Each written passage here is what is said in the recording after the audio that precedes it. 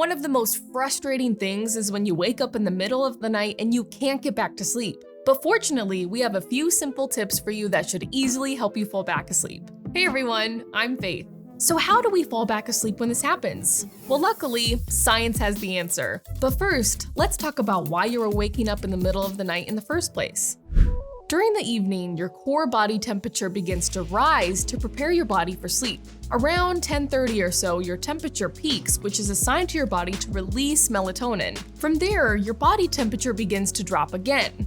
And it drops until, around 2 to 3 in the morning when you typically enter a lighter stage of sleep and you are prone to waking up. So look, this is totally normal. Many of us wake up several times throughout the night and don't even notice. But on those nights where you're up for 20 minutes, 30 minutes, maybe even more, well, those can be downright annoying. But there are a few things you can do to settle back in.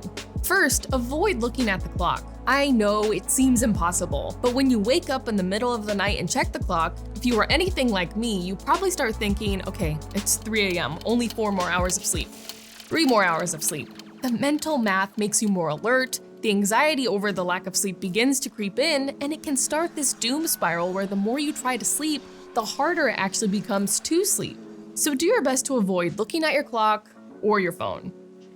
Also, it's important to know that just because you're awake doesn't mean you're not resting. New research has discovered a thing called non-sleep deep rest, or NSDR. It can be frustrating to lie in bed at night wide awake, but your body's actually benefiting from this NSDR by continuing the process of restoration and rejuvenation. So while you might not be sleeping, your body's still getting some of the benefits of real sleep. In fact, about an hour of NSDR is equivalent to about 20 minutes of real sleep. So it's important not to worry yourself too much with that mental math. Your body is still getting some of the rest it needs.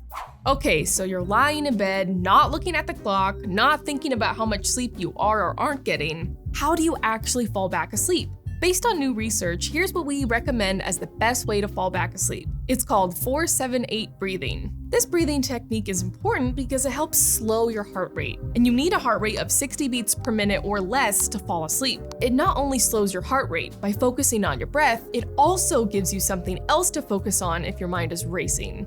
4-7-8 breathing is super simple. It works like this. Start by breathing in through your nose slowly for 4 seconds. Hold your breath for 7 seconds, then breathe out softly through your mouth for 8 seconds.